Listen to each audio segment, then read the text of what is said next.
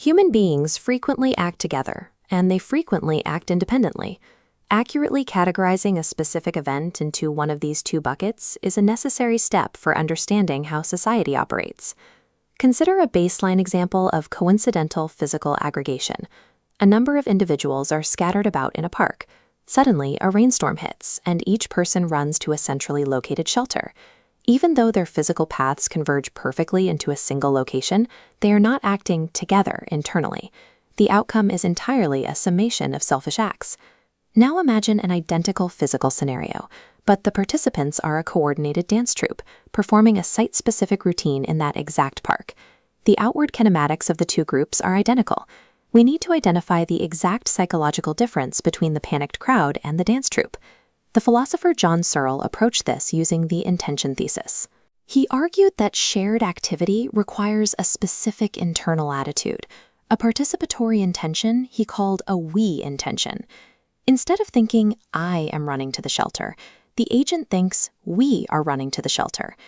Establishing this definition comes with a theoretical constraint. We must build this we intention using only the resources of individual human psychology.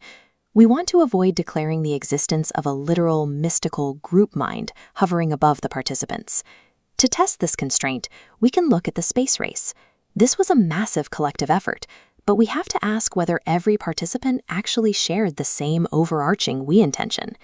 A low-level engineer might be doing their job simply to collect a paycheck. They might be entirely uncommitted to the geopolitical goal of beating the Soviets. Simply being part of a group does not automatically equate to shared agency. Shared agency functions through a specific, interlocking psychological commitment to the collective endeavor itself. The individual must be personally invested in the joint outcome for the activity to qualify as truly cooperative. The philosopher Michael Bratman developed a reductive approach to shared agency. He built a model of collective intention entirely out of the alignment of individual plans. Take a very simple scenario. Two individuals share the intention to paint a house together. A conflict arises if one intends to paint it green and the other purple. The goal exists, but agency fails because the plans are incompatible. Bratman introduces meshing subplans. Participants must adjust their individual intentions so their paths to the goal are mutually satisfiable. To achieve this, Bratman identifies the bridge intention. This is a specific individual intention to coordinate one's own actions precisely because of the other person's intentions and plans. This creates what is known as practical intersubjectivity. The other person's plan acts as a rational, normative constraint on your own decision-making. You treat their intentions much like you treat your own, as hard variables that dictate your next move.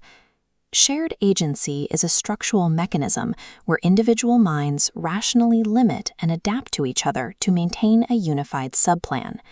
Constructing a we from individual plans hits a major logical roadblock in the philosophy of action. The issue lies in what a single person can actually intend to do. Standard theory relies on the settling condition. An agent can only intend an outcome they have the power to entirely control, or settle. This creates a paradox. When attempting a we action, the individual's control perimeter cannot logically encompass the other autonomous agent. How can I rationally intend our dining together if your participation is entirely up to you? The philosopher David Velleman proposed a solution through interdependent conditional intentions. Each party conditionally settles the action based on the other. It takes the form of, I will on the condition that you will. Bratman offers an alternative solution, predictive attitudes. An individual can form a categorical intention based on a highly confident prediction of the other person's future behavior, allowing them to plan around actions they don't strictly control. To share agency, individuals must conceptually bypass the limits of their own autonomy. They create a psychological bridge that treats another person's free will as a reliable component of their own plan. We can shift our focus from the cold mechanics of planning to the social expectations and binding rules that participants place on each other. The philosopher Margaret Gilbert illustrates this using a walking together thought experiment, focusing on two participants, Jack and Sue. Jack and Sue are walking together. Suddenly, Jack accelerates, walking much faster, leaving Sue behind and violating their shared pace. Sue's entitlement to rebuke Jack identifies a structural breach of their arrangement. By accelerating, Jack has violated a specific obligation he owes to Sue, granting her the standing to hold him accountable. Gilbert uses this to introduce the concept of contralateral commitments. This is a directed, non-moral obligation owed exclusively to the co-participant in a shared activity.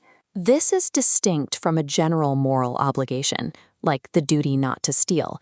It is a normative force unique to shared agency. Gilbert applies a strict rule to this dynamic, the no unilateral withdrawal condition. Neither party can abandon the joint commitment without the other's explicit concurrence. Shared agency creates a mutual ownership of a joint commitment. This architecture binds individuals with unique, directed obligations that must remain in force until the task is complete. Up to this point, we have defined shared agency strictly through interacting individual minds. We have actively avoided the concept of a literal group mind. The philosopher Philip Pettit presents a challenge to this individualist view. He argues that when shared agency scales into premise-driven institutional procedures, it can mathematically cross the threshold into genuine supra-individual intentionality. We can observe this through the discursive dilemma. Imagine 3 colleagues deciding whether to take the L train in Chicago. This matrix charts 3 train premises. In a conclusion-driven vote, agents A, B, and C each reject a different premise, resulting in a unanimous group no. But a premise-driven vote affirms every premise by majority, mathematically forcing a collective yes, despite every individual voting no. When individuals functionally integrate their decision-making architectures, they can generate an entity capable of rational thought that is completely discontinuous from the minds of the people who built it.